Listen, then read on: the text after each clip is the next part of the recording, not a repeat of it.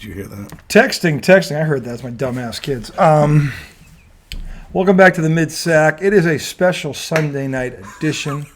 The redoubtable one who's already giggly goo. I can't imagine why. America. That is the redoubtable one. Thomas J. is the highly questionable Audrey Manaccio. Welcome to IDD. For those of you I don't disagree, segment 1, NBA Finals preview. Yes. It's a big night. Congrats for you. Thank you. There's a lot to unpack here, and the thing is, because both teams basically had a week off, people are digging into these storylines, and they're pulling people out of the past. Jackie McMullen, who I love dearly, Hall of Fame journalist out of Boston, female. She's seen it all back to the Cowens days. They got her on a talk show, pulled her out of retirement to talk to her about this series. I haven't seen a lot from her. No, she's retired. She's one of the originals. What's her last big story? She wrote the book with Bird on him. That was one of her biggest things. How long ago was that? That was 20 years ago? 90s. Oh, 90s. Yeah, I mean, she. I never read that. She's one of the originals on Around the Horn. Yeah, that's what I know from. So, and she's up in Boston. I mean, she made the Hall of Fame, Basketball Hall of Fame as a journalist. You got to be really good to do that. So they pulled her out of the woodwork to get her take on this team, and wow, eerily familiar. They drive me crazy. They have all this talent. They have a but. It's the same shit we've been spitting out here for 2 years now. And she brought it. It was nice. It was refreshing to know that it's not just me. She played college basketball. She knows. To see why this team is so polarizing, because on the one hand you love them. Polarizing. They are kind of polarizing because this word is coming up. Well, on multiple occasions. It is tonight. Because the thing about them is you love their talent, but you hate the way they play the game. Mentality versus talent. It's not. I think they're trying. They play hard, and they don't. I'm not saying that. It's the style they Mentality. try to. The style they try to win with. Just. And look, if you want to shoot 43s a game, that's fine. But on nights when they're not falling, you got to have a plan B, not just shoot 45 or 50. That can't be your plan B. We'll just shoot 5 more, or shoot 10 more, or shoot. You can't. That can't be your backup plan. And that's part of what Jackie McMullen was talking about, and the turnovers. Now, to Tatum and Brown's credit, they have cleaned this up this year. They're much better with the ball this year than they were in years past. They've done better there. Jaylen Brown has worked on his left hand. He has a left hand now, and it's devastating. He can finish with it filthy. I mean, he's done some things with it. It's just amazing. So that just tells you his talent level. Is he driving left these days? Yeah. Yeah? Yeah. He's really fast to his right. My God. And by the way, the other thing about tonight, and this just came about, really, it started with Jackie Mack talking about him, but then I saw the interview after practice yesterday when the Boston, I don't know who it was, I think it was Boston media, because the finals media is all descended upon, so it's national media is all there too, so it's not just Boston. But somebody, and I was telling him this last week, they're trying to drive this wedge between Brown and Tatum, this relationship, and talking about, I mean, I don't know where it's coming from. Really? Yeah, really. And Mazzulla addressed it today. Somebody wrote an article about it? I don't know if it was an article or if it was, but they're talking about how they're like gasoline. They don't get along? They're not. Are they close? Are they this? Are they that? That last week, my mother, who's down in South Carolina, there was somebody talking in the post game about how did you see who was noticeably absent when they gave Jaylen Brown that Larry Bird MVP trophy, which is not true. I saw the replay. He's in the photo. He's in the back. He reaches over and puts his hand on his head and does this to him. Tatum. I'm like, Tatum, yeah. But the people are out there, they're trying to create something that really isn't there. Can I ask you a question about that? Yeah. Even if that was there, does it matter? Yes. So, if they don't get along, it does matter. It is a thing. Of course it matters. And again, they don't got to be best of friends, but they have to respect one another. The bottom line is this: nothing could be further from the truth. And kudos to. Tight?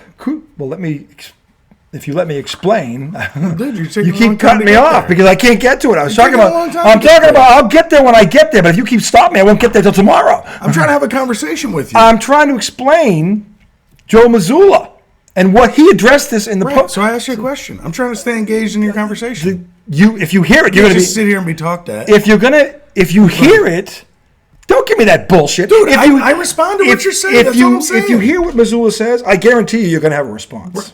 Okay, Right. I so was just asking. I was saying, I'm trying to tell you what it's doing, what he's talking about.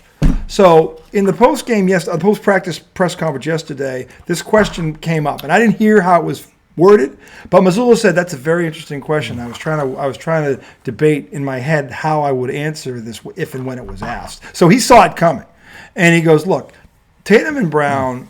Like, first of all, the people that are saying this stuff are just trying to throw stuff against the wall to stay relevant. They clearly have never talked to either one of them. And he's 100% right. He goes, they don't know what they're thinking, what they feel.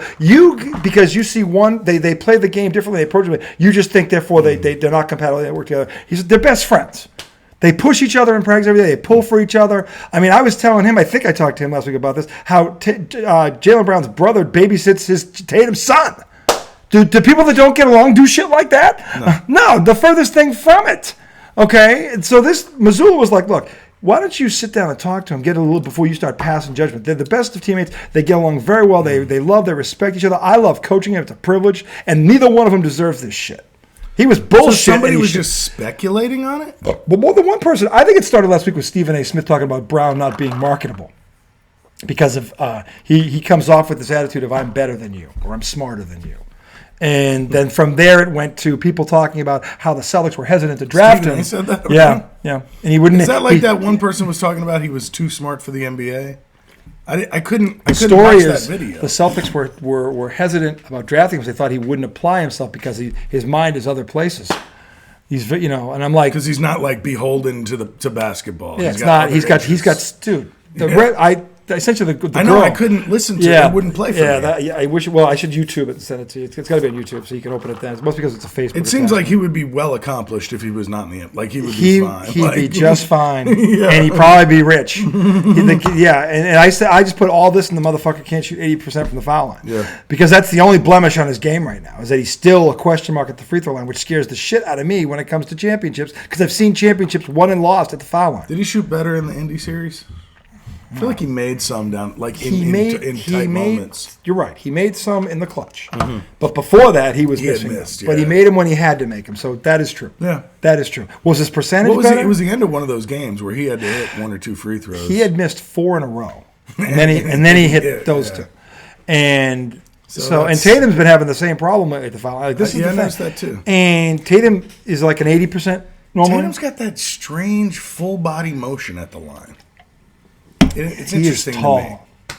When you see if someone's 6'9" doing that, because most people aren't that tall, it looks. I mean, it looks like he's doing the whole waterfall. Like, looks, you know what I'm saying? Yes, because he's so much space. But I know you really can see it. But dude, I feel like most really strong shooters at the line, they're just bang.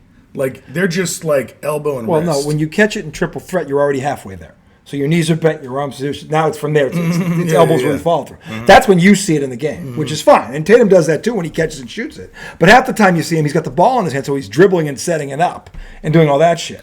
But when he catches it off, like if someone penetrates, kicks out, he goes right into it. I know, but there's something to me. It's like he complicates his free throw form. Because a lot of strong shooters, maybe I'm remembering wrong, but there doesn't seem to be a lot of movement in the body. You're not bending all the way down as if you're taking a jump shot. It's kind of like a sit and just a bang. It depends on the shooter.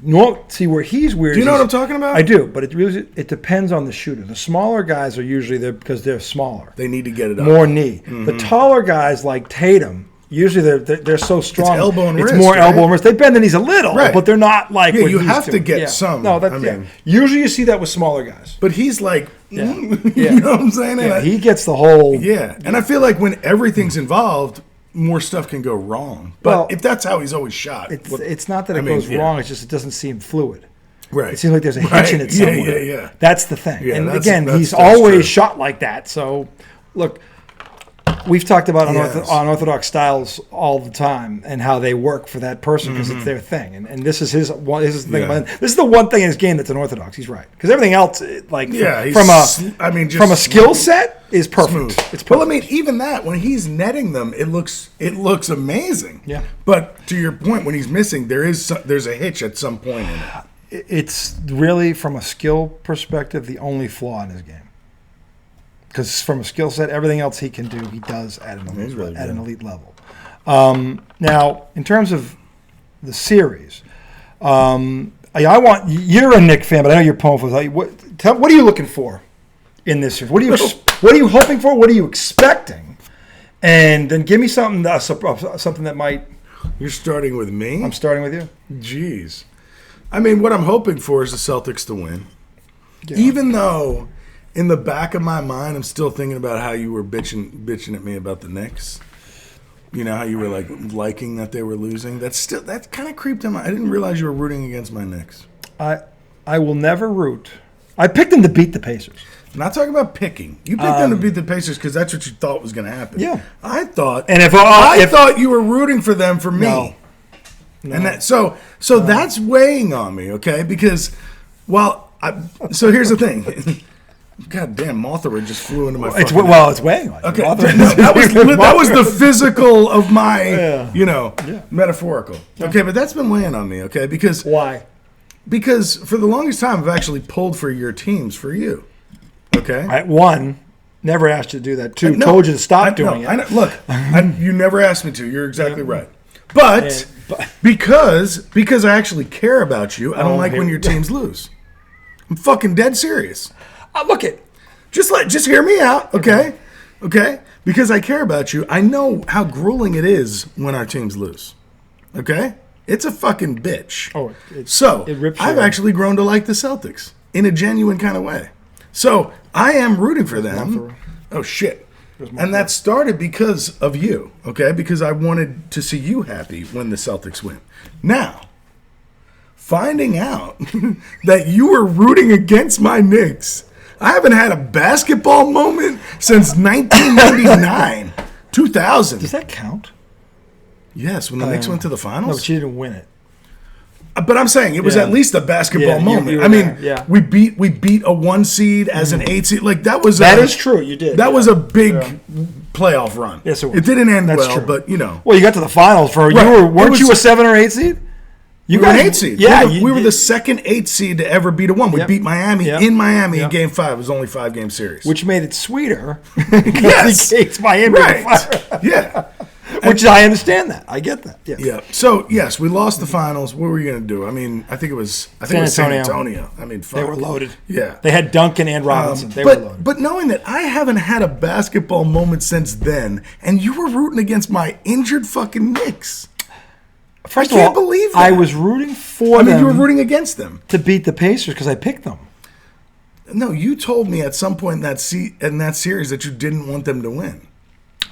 And I got mad at you, remember? I did.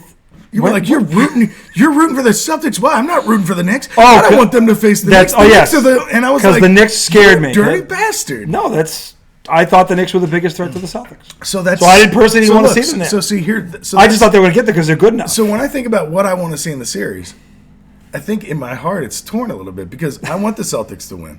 But now because you were rooting against the Knicks, there's a little bit of me that's like, you know what? Go ahead. I want his team to lose too. I would. If I was in New York, I would not be rooting for the Celtics. I know, but we're not in New York. Okay. I'm saying if I was a New York sports fan, I know, I would never root for the Celtics. I don't care if my best friend is played for the fucking team. We're from different eras. Oh, bullshit. I wouldn't care. If your friend, yes, you would.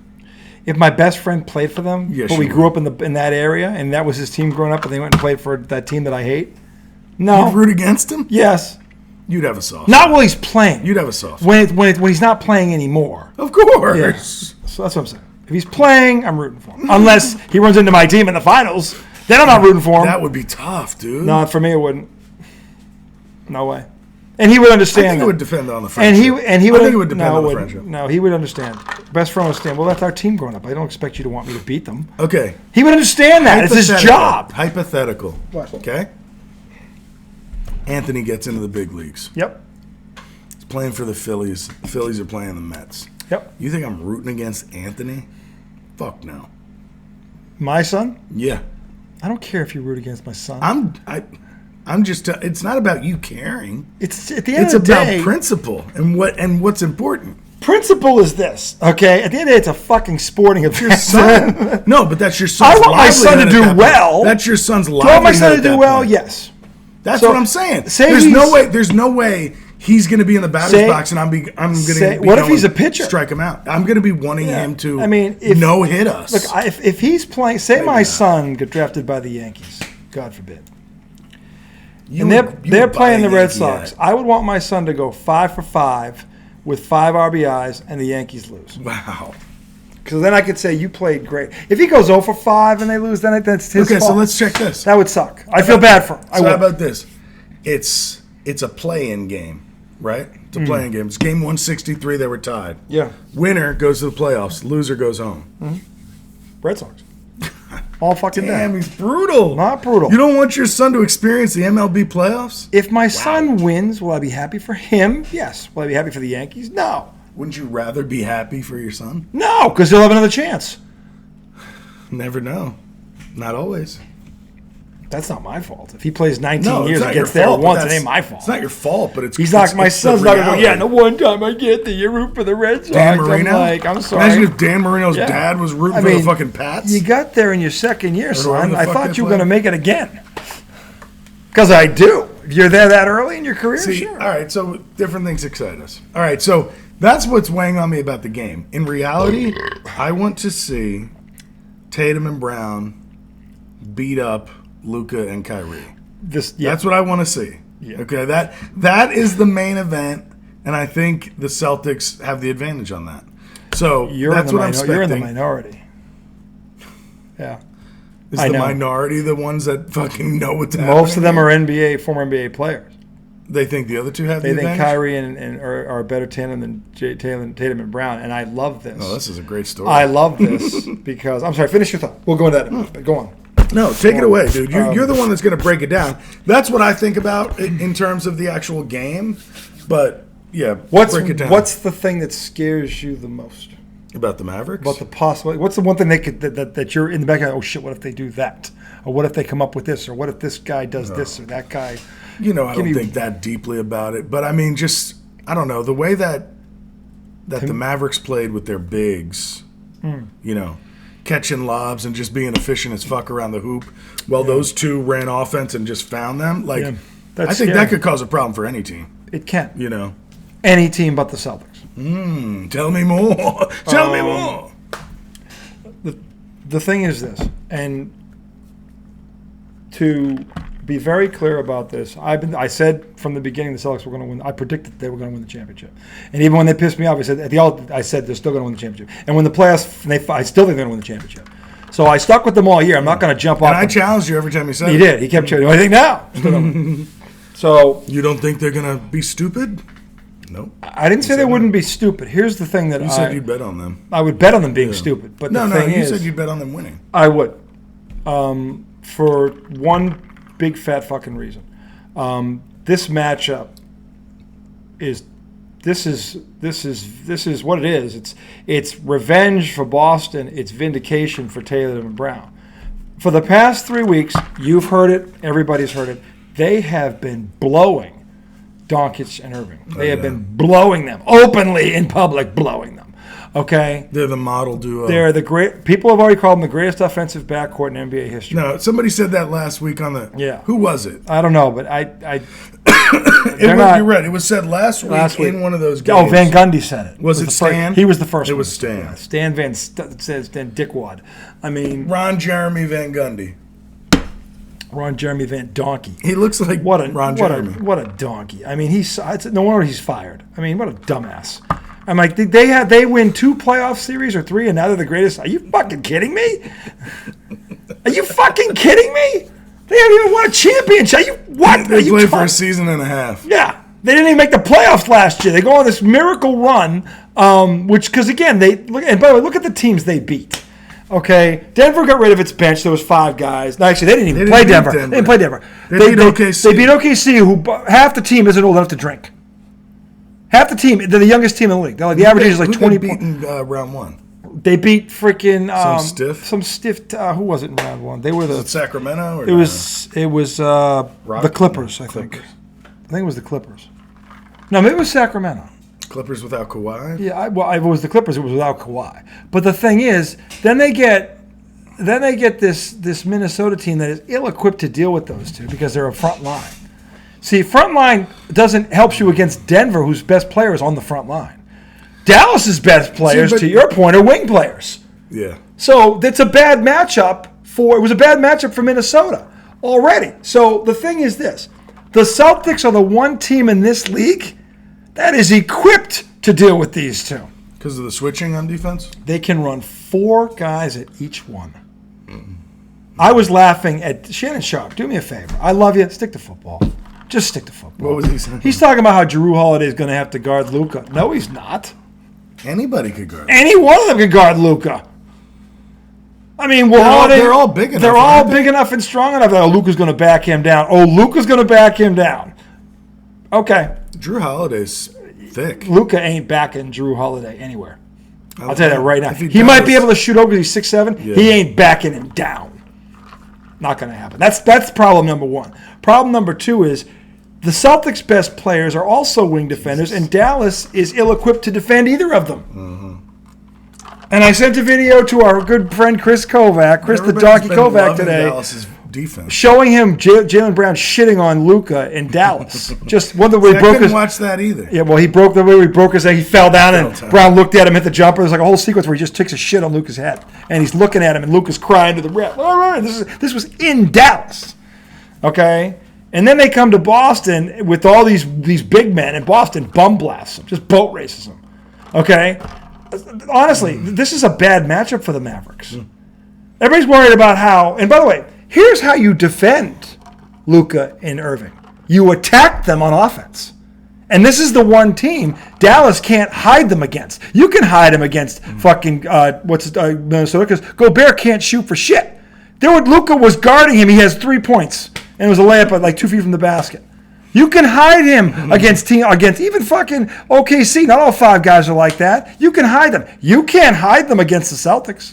Because Derek White could score 27. Yeah, and Al Horford scored 28. and by the way, and so did Jrue Holiday. The Celtics have had 5 different guys in this playoff score over 20 points. 5. The only team that's had 5 different players do that, and they're all in the fucking starting lineup. What's the most White scored in the playoffs so far? 28. No, 38. He scored 38. Yeah, who do you have that against? I think it was Cleveland. Second round? Yeah. Yeah. And White had, Holiday 28, Horford 26 and 25. Is that when he hit all those threes? He had 2 different games where he scored over 20. So they've got 5 guys. 7 for 12 from 3? Yeah. They've got 5 guys in the starting lineup that have all had 20-point playoff games in this postseason. And Porzingis hasn't played. And he hasn't even played. Like what? And by the way, he is on target to start game 1. He practiced full practice. He did a full practice yesterday with the team. There's still 5 days to go. Okay? We aren't even talking about him yet. Okay? So the thing is this. The Mavericks have a real problem. And this is why, and it's twofold. Here's the second part. This goes to the mental part. We're always worried about the Celtics having a letdown. This is the team I personally was hoping for but never thought they'd get here. Because I know that with Kyrie Irving on that bench, there will be no letdown. The edge is on. This is the one time I expect the Boston Celtics cannot justify a letdown because 3 of these guys, Horford, Tatum, and Brown, were this kid's teammate. They know how the Boston fans feel about him. They know about him stomping on Lucky. They know about all of it. And Jackie Mack, I understand that players can have. I guess he had some mental health issues earlier in his career. That does not excuse him from stomping on the logo. Has he talked about that? Well, Jackie Mack knows about it, so clearly he's talked to somebody about it. But the bottom line is, whether or not he's had mental issues, okay, that's fine. This happened 2 years ago when he stomped on the logo after beating a depleted Celtics team in the first round. 3 years ago when he was with Brooklyn. It's now 3 years. And the next year when Celtics are full strength, they sweep Brooklyn and start the ripping part of that stupid setup. So the thing is, this is the perfect team for the Celtics. Yeah. This couldn't have been bad. I couldn't have asked for this. Okay, it's a good point. They've got the guys to stop these 2, or at least contain them. And by the way, Dallas has no way of stopping any of the 4 guys I just mentioned.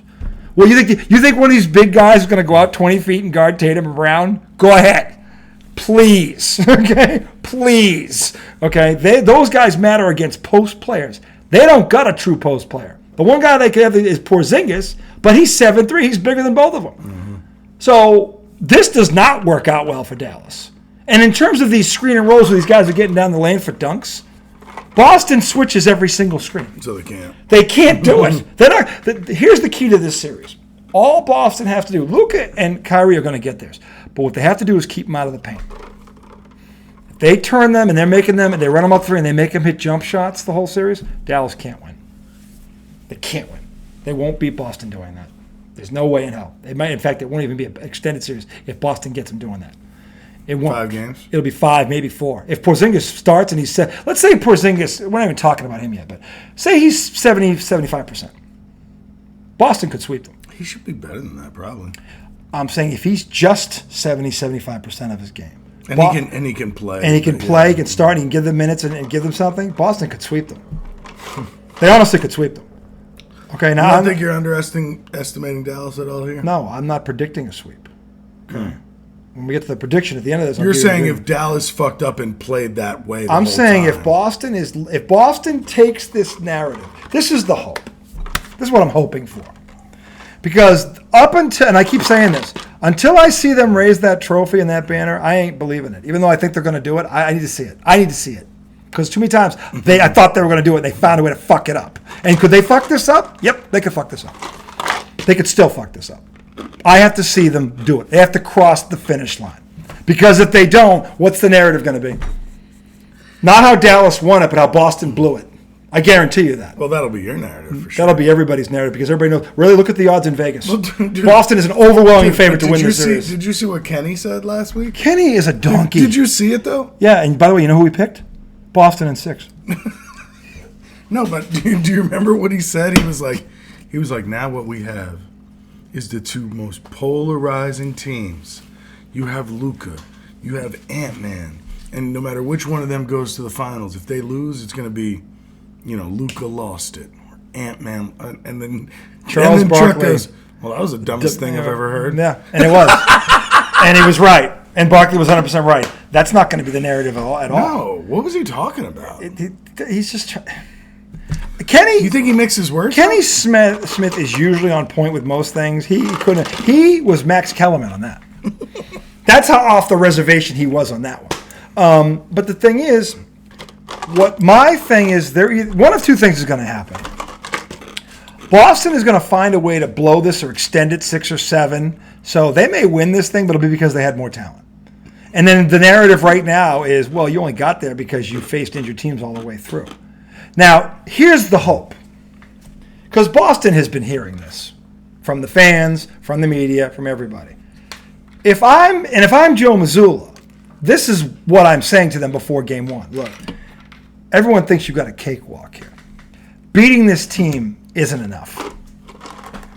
But if you sweep them, well, you beat them in 4 or 5, what are they going to say then? What can they say? If you want to change the narrative, Tatum and Brown in particular, you don't beat these guys. You bend them over, okay? You take them out in 4. What would happen if they swept them? Can you imagine? What would they? You mean people would have to eat it? How many would have to? Oh my God! They have to have a shit sandwich on national TV. All of them. If they swept them. Which, by the way, is not beyond... Unless Luka pulls a hammy in the first game. Which, with the Celtics... would I be surprised if that happened? No. I mean, look at Luka. Kyrie goes down with an ankle. Yeah, I mean... Celtics win in 5. Would I be surprised if that happened? And by the way, that wouldn't be Boston's fault, but that'll be the... Celtics win in 5. See, the thing is, that would help them repeat them. Because I go, well, you didn't win that last year, but got hurt. Right. That would be easy. That's actually, that might work out. So, but the thing is... This is Tatum and Brown's chance to change everything. Mazzulla was right to defend them, and I give Joe Mazzulla a lot of credit for that. He stood up for his guys. He said, you know what, you guys are so off base. It's not fair to them. They deserve better. They've busted their ass. They've been successful. 6 out of 8 years in their league together, they've been in the conference finals at least. That's Bird, Jordan, Magic level success. That's what that is. Nobody looks at them. And nobody looks at them like that. And again, I get why, because they haven't crossed the finish line yet. But they've been there every fucking year. You name me a fan base that wouldn't want that. Okay, they're in it every fucking year. Look at the way they're talking about Kyrie and Luka as if they're fucking all-timers. Now, Kyrie has one. Kyrie has one with James. Luka hasn't won anything. Nope. Luka hasn't even been He's here. been to 1 conference final. 1 conference final, he lost in 5. Well, 2, I guess. 2 now. Yeah. But I'm saying that, and people are saying that Luka is by far the best player in this series. You got to be fucking kidding me. I was just reading an article. You gotta be fucking for the first time in me. the playoffs, Yeah. the Celtics don't have the best player. That's a load of shit. And I got news for you. Dude, they might have the first. They might have the top two. And by the way, this is the other thing that I'm hoping. Do you think they have the top two? Yes, I think it's Tatum, Brown, Luka, and Kyrie in that order, and then Derek White and Drew Holiday. I think they have 4 of the 6. And if Porzingis plays, it's 5 of the 7. And then it's Horford. And then it's Horford. So when I say Boston, and I'm not exaggerating. I'm not exaggerating when I say that. Pritchard. Yeah, I'm not exaggerating. The Boston Celtics, on paper, have a tremendous advantage over this team. Yeah. And they have home court. And they have this narrative being pushed about these two being second fiddle to these two. Mm-hmm. And I didn't create this, but it's out there. Everybody knows about it. Mm-hmm. So if I'm Joe Mazzulla, I am shoving this in Tatum and Brown's face for the next 5 days. Mm-hmm. They're gonna keep saying this until you two do something about it. And getting lucky or somebody going down, you need to blow this fucking team out. You want to change the narrative? Sweep them. Take them in 5 and watch what the country does then. Then they're going to have to eat shit sandwiches all over the country. Okay? And go, shit, they really were that good all along. Even though all season long, they were a touchdown better than the next team. Mm-hmm. They ran away with this thing. Okay? They were the best team all year long. Before everybody got blasted by injuries, they were beating all these teams. Denver was the lone exception. And both those games came down to 1 possession. And Boston played like shit in both of them. Okay? So the thing is, that this is their chance. This is their chance to be, for the first time, to stop being who I believe they are, and for the first time, be everything I ever thought they could be. Because if they are, they're going to bum blast this team, and this is going to be the beginning of a new Celtic dynasty. They pay Tatum. They're going to pay Tatum. And then, but unless he chugs. You don't think they'd pay him? I think they'd have a hard time justifying this one. I mean, not that they wouldn't offer him money. I don't think they paid Jalen after a choking. That's true. Brad Stevens would. That's true. But the thing is, how's the fan base? Tatum's better than how's Brown. The fan base going to respond to that though? If he fucking shits the bed. I mean, I know how they're going to respond. Well, of course, he's not worth that money. I don't give a fuck what you say. He blew it. It's twice the finals. He crapped That's himself. what they said about Brown, and he didn't give a shit. But Brown's not that dude. Exactly. Tatum is that guy. I know. Well, he's not worth $304 million. I've been saying that forever. But he's got to be that dude if you pay him that. Listen. In this playoffs, he's been great. To me, he's earned to this point his money, but he hasn't earned it all yet. Okay. The championship. You got to win the championship, or it wasn't worth it. And I said $300 million, 3 titles minimum. Otherwise, that money wasn't worth it. And I will scream that you paid this guy $300. He wasn't even the best player on the team. He wasn't even one of the 10 best. I can go all day with this. And I don't want to hear, that's the market. Bullshit. They could have paid him $200 million and called it a day. No one could have gone beyond 185. So when someone says to you, that's the narrative, there was nobody else who could have offered him that contract. I think there's something in the percentages they have to offer. I don't know that they had to give him 300. I feel like there's got to be rules, dude. They could have got him for 230. 220, and that would have been 35 to 40 million more than the next team anybody could have given him. And would he have been offended? Would he have been offended? Wait, you only paid me 40 million? Yeah, 40 million more than the next. Yeah, because we don't believe in you. Like, how the fuck is that going to look? I mean, come on, no, they could have done. I need another 80 million. This was Brad Stevens. Going, look. I'm gonna. You two are the future of this franchise, and I'm gonna pay you that way now. So you can't say 5 years from now you didn't get paid when nobody could have offered you that contract when I offered it. Okay, and look, to Brown's credit, he has been the best player on this team in the postseason. Now it's been close because Tatum also averaged over 30 points a game in that Indiana series, and he also averaged 10 rebounds and 6 assists. Tatum's playing more like Larry Bird now than ever. He really is, in terms of his all-around game. He has made a point, especially with Porzingis being out, he has made a point to dominate the glass. And I got news to you, that's every bit as important as points he scores. Because I keep telling him the possession doesn't end until you get the ball. The Celtics have won the rebounding battle in almost every game they've played since Porzingis went out. And Jason Tatum is the main reason why. And no one talks about it. No one talks. Your guards rebound too, right? Like Holiday rebounds. White rebounds. I'll tell you what, and Drew Holiday, the upgrade from Marcus Smart to him in this playoff has shown itself. Every dumb play that Marcus Smart could have and would have made, this guy does the exact opposite. He might be the calmest guy on the court. He is from what Jackie McMullen says, he is the voice in the locker room. Him and Al Horford. That bodes well. Okay, so I am loving the Celtics in this series. There's a chance this is over quickly. Okay, and I'm not talking about the only Dallas wins this series if Boston loses it or one of those two gets hurt. That's it. But I think because Tatum and Brown and Horford in particular know how dangerous Kyrie Irving is, you don't want this going 6 or 7 if you can help it.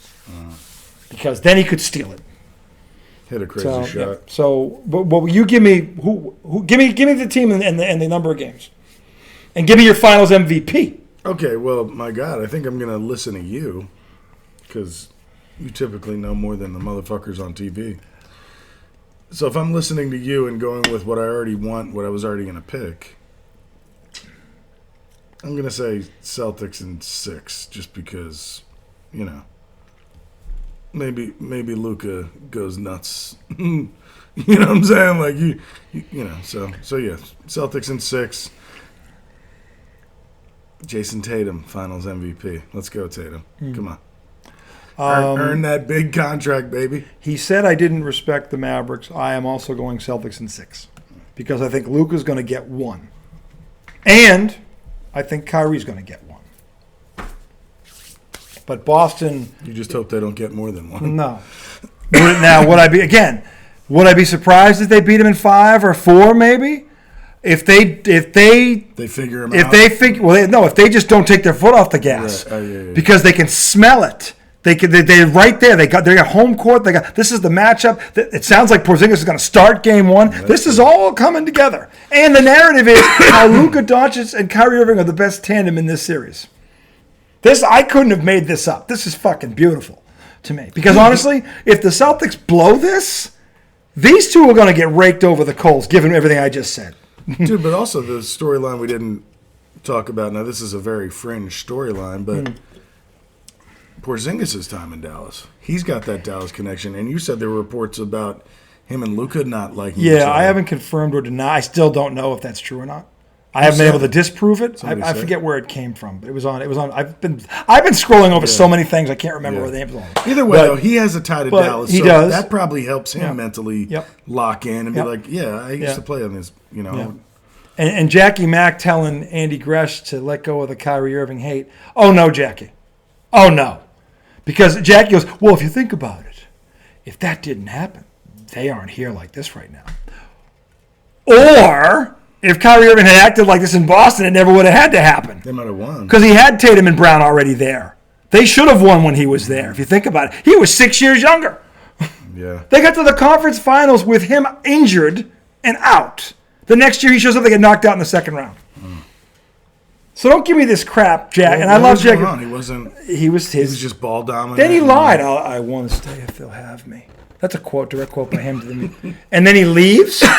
So he lies to the most knowledgeable basketball fan base alive. Then he comes back and because they're pissed at him. Maybe he was caught up in the moment. Then he comes back and he stomps on the logo after they beat him when they're injured. You think Andy Gresh goes, no, Jackie, I want my piece of flesh. He's not the only one who wants a piece of this piece kid. Of flesh. Yeah, that's how Boston fans are. When you do something like that and they show love for you and that's how you treat them, they never forget it. Because they loved him. They wanted Kyrie Irving to stay.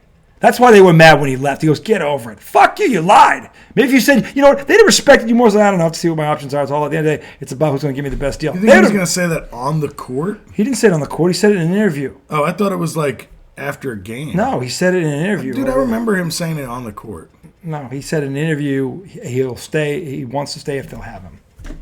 That's what he said. And he lied right through his fucking teeth. Okay?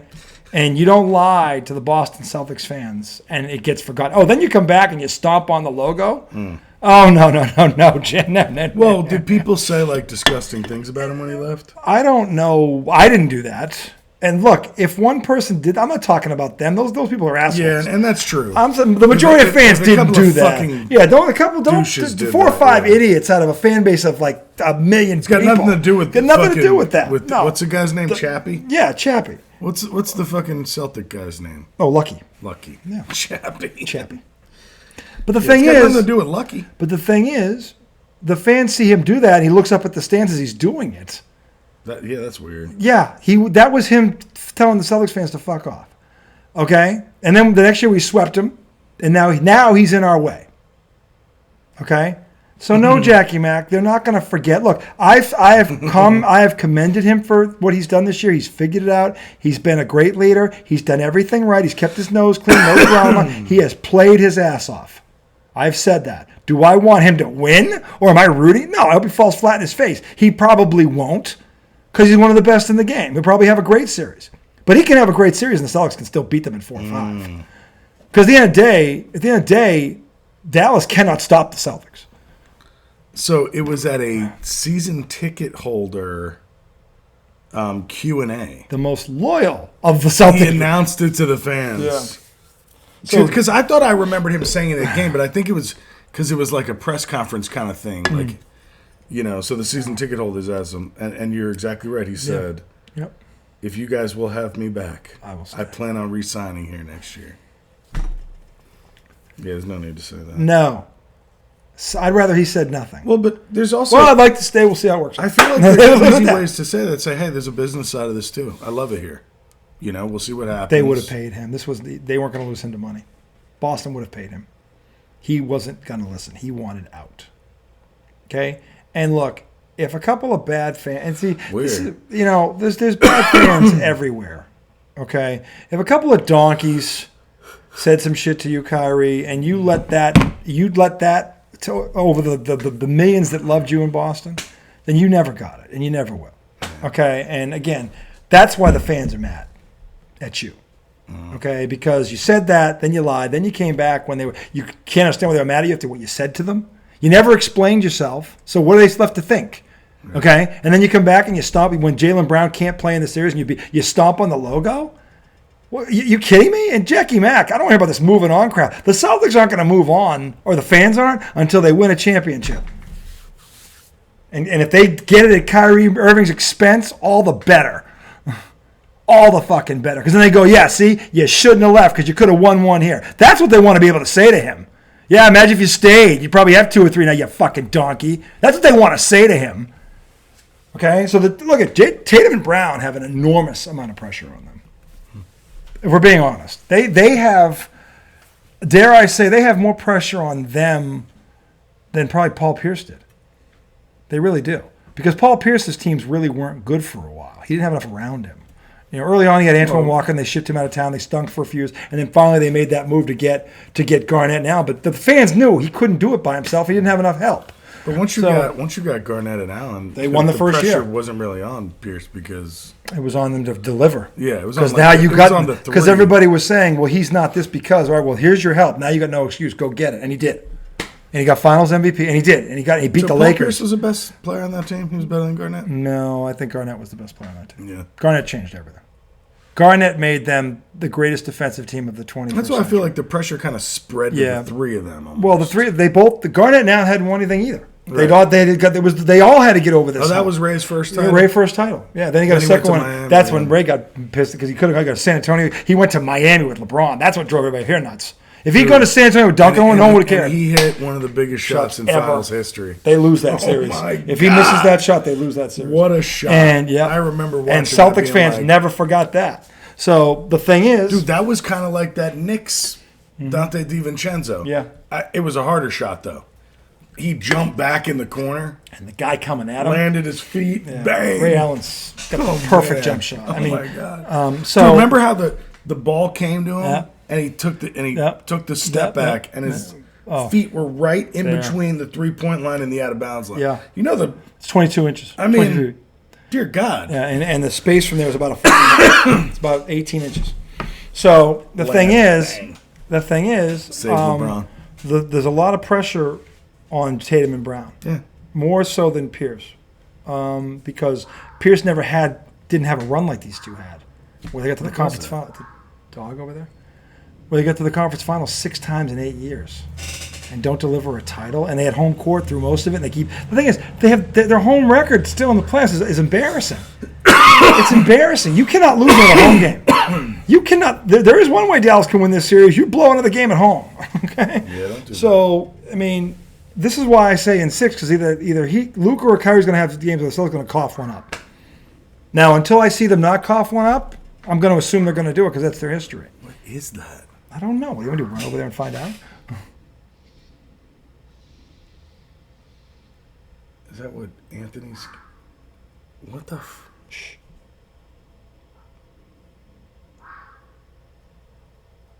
That sounds like a dog. A dog? What do you think it is? That is not a. What is that? I don't know. You're not going to. We need to go to segment 2. Well, Tom's going to go over there and get bit by some cannibal. That's like the whitest move ever. What? Just walking off. No, the whitest move ever is like, is there something dangerous over there? Okay, it sounds friendly. Go over and bring some cookies. See what happens. I'm staying right In here. every horror movie, that's how it plays That's out. kind of how Like, it ends. You hear like the chainsaw, and the white people are like, Yeah. what is that? Fortunately, Tom didn't do the creme de la creme, the kiss of death. He didn't say, "I'll be right back." I'll be right back. Yeah, he didn't say that. Well, that would have been Scream. it. Segment 2 would have been a solo act. So anyway, Yeah, dude, we got to do. we're going to come back in quick segment 2. 2. We are going to talk Caitlin Clark. I didn't realize you were having feelings about in defense this. of Caitlin Clark. I've been very critical of her, but fair is fair, and this ain't fair. We'll talk about that. Segment 2 coming right up. Is it Renaissance Fair?